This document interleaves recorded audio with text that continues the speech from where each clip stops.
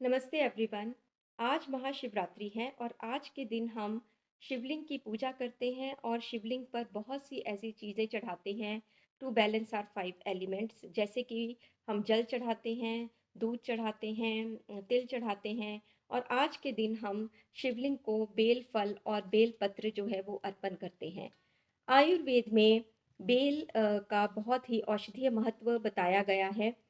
Bell को आयुर्वेद में बिल्व के नाम से हम जानते हैं और इसे हम सदाफल या श्रीफल भी कहते हैं। श्रीफल इसलिए हम बोलते हैं क्योंकि ये बहुत ही शुभ फल देने वाला माना गया है। और बेल पत्र की अगर हम बात करते हैं तो बेल का जो पेड़ होता है, जो टहनी होती है, इसमें 3 पत्ते होते हैं। और ऐसा माना जाता है कि इसमें ब्रह्मा, विष्णु और महेश तीनों विराजमान होते हैं, यानी ये बहुत ही शुभ जो है वो माना जाता है। अब हम इसके मेडिसिनल प्रॉपर्टीज़ की अगर बात करते हैं तो ये वाला जो बेल होता है ये कच्चा बेल माना जाता है। इसका पाउडर मिल जाता है मार्केट में, बेलगिरी का पाउडर के नाम से मिल जाता है।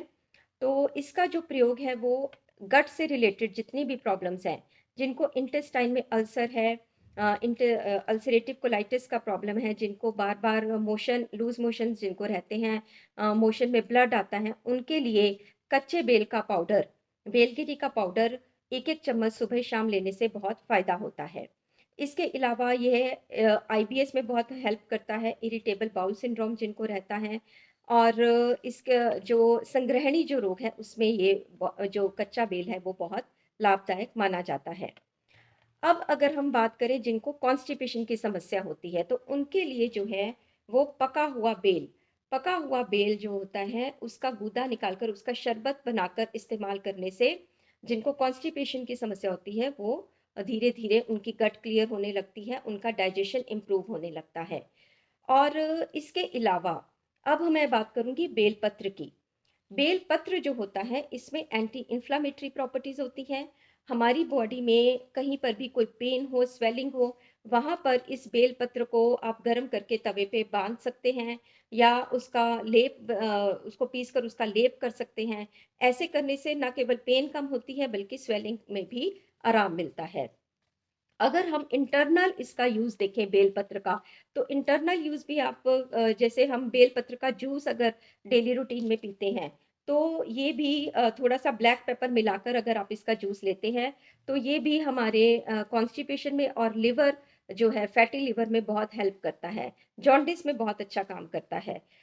इसके अलावा बेल जो होता है, पका हुआ बेल गर्मियों में अगर पीने से बेल का शरबत बॉडी को हाइड्रेट रखता है।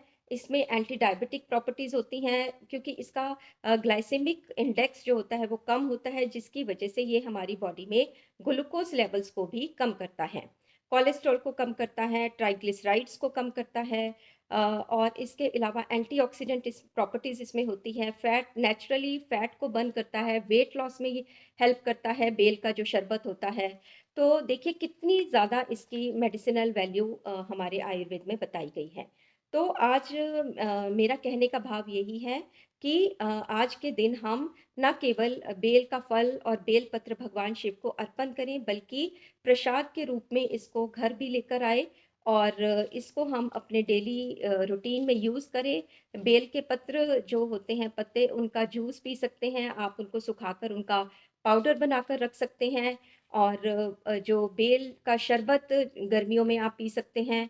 कच्चे बेल की गिरी का पाउडर जो होता है, बेलगिरी पाउडर, उसका प्रयोग अगर आप करते हैं तो आपको स्टमक से रिलेटेड, डाइजेशन से रिलेटेड जितनी भी प्रॉब्लम्स हैं उसमें बहुत हेल्प होती है। सो आप सभी हेल्दी रहिए, हैप्पी रहिए। नमस्कार।